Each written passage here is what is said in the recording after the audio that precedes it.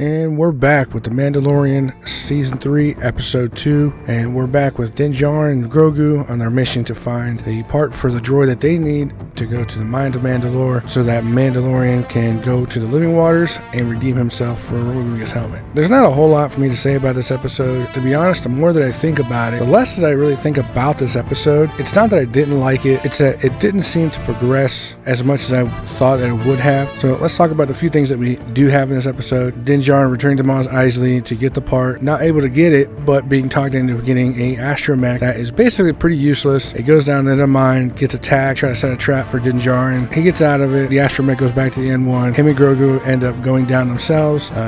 Din gets trapped by what I can only describe as Grievous's long-lost cousin. So he actually has to send Grogu back to get Bo-Katan to come and save him. She agrees to guide Mando to the living waters so he can do what he has to do. So on the way there, she actually tells him the story of people of Mandalore and the story of her father came to rule and the story of the mythosaur. So when they get the water, you see the plaque about the mythosaur. She tells him the story. He wastes little or no time stripping down, gets right in the water, and then proceeds to get dragged all the way down to the bottom. She jumps in after him, and while he's passed out, he's underwater, she's dragging him to the top, and you get to see the mythosaur in the water.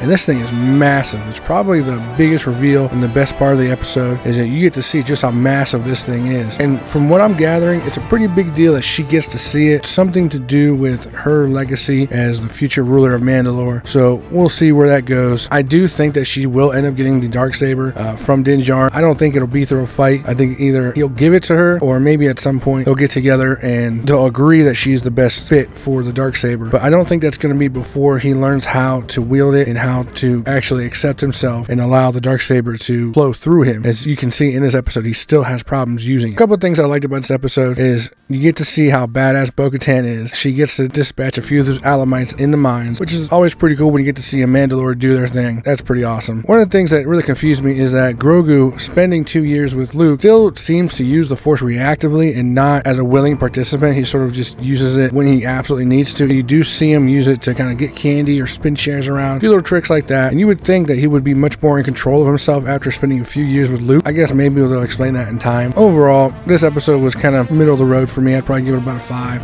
Didn't really progress much more of the story. It seems like it was more of a setup episode again, so it kind of disappointed me after the first episode. We'll see going forward. Anyway, so episode 2, did you see it? Did you like it? What'd you think about it? Let me know down in the comments of what I missed. Don't forget, I do got some other content coming up for you guys, an album review, and come back Monday for my review of the finale of The Last of Us. Should be a banger. So until then, as always, take care of each other.